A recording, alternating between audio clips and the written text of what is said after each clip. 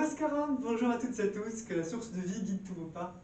Bienvenue pour cette nouvelle vidéo. Donc comme promis, on va aborder le concept de Turiya.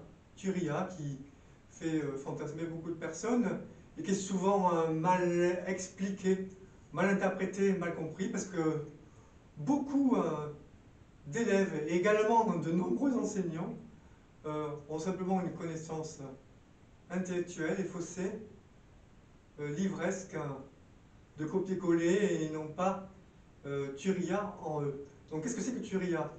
Donc ça veut dire en sanskrit, pour ça il n'y a pas de problème, quatrième. Quatrième, quand on dit quatrième, c'est par rapport à l'état de veille, l'état de sommeil avec rêve et l'état de sommeil profond. Donc il existerait un quatrième état. En fait déjà ce n'est pas un quatrième état puisque c'est en tréfonds, c'est le même témoin qui en fait qui observe et qui est présent. Donc en fait le quatrième état n'est pas vraiment un quatrième état, il contient tous les autres. Voilà. C'est le moteur, c'est la source de tous les autres états. Donc Turiya veut dire quatrième. Alors qu'est-ce que c'est? Est-ce que c'est quelque chose qu'il faut expérimenter? Voilà.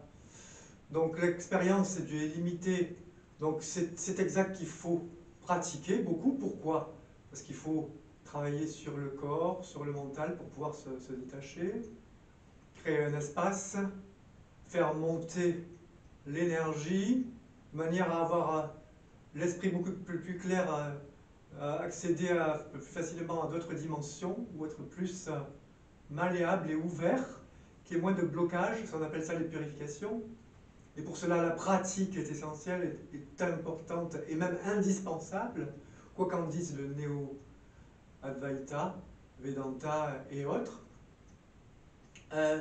Mais par contre, à un moment donné, il faut baigner dans le sujet, d'accord? Donc Turiya n'est pas une pratique au sens sadhana classique, mais en fait, c'est une résultante. C'est le résultant de l'être réalisé qui peu à peu va infuser dans l'être le sujet, non pas dans l'objet, et peu à peu, ses actions, son état d'esprit, tout ce qu'il fait, tout ce qu'il est, va en fait, le soi, le Seigneur va transparaître dans sa vie. Donc,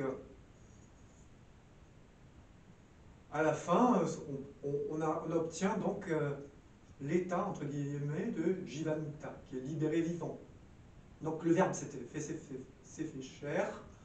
On est comme un avatar, donc c'est l'esprit qui s'est fait chair, c'est le verbe qui s'est fait chair. Voilà, on le retrouve dans toute tradition et même religion. Voilà.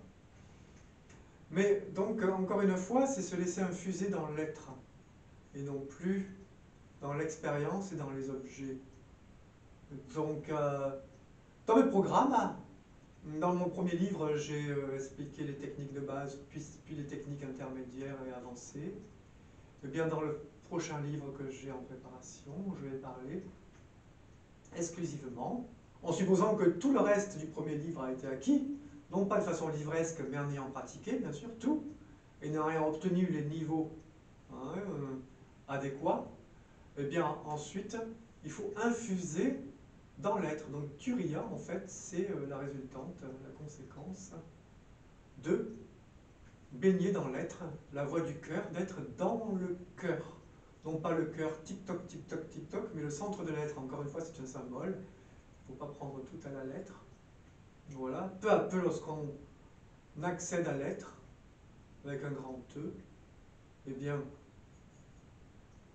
il déteint sur nous, et peu à peu, nous sommes totalement imprégnés par lui. Donc le deal, c'est on abandonne, je caricature, hein, l'ego, et à la place, l'être, le Seigneur à l'intérieur, le vrai gourou, le seul gourou, va être en vous. Et ainsi aussi, par la même occasion, le karma yoga aura toute sa signification, hein, le karma yoga de la Bhagavad Gita. Bon voilà, c'est juste une petite introduction. J'espère que ça a précisé certains points. Si vous avez d'autres questions, n'hésitez pas en commentaire. Et mettez un pouce si ça vous a plu. Voilà. Je vous souhaite une bonne journée. Merci, à bientôt.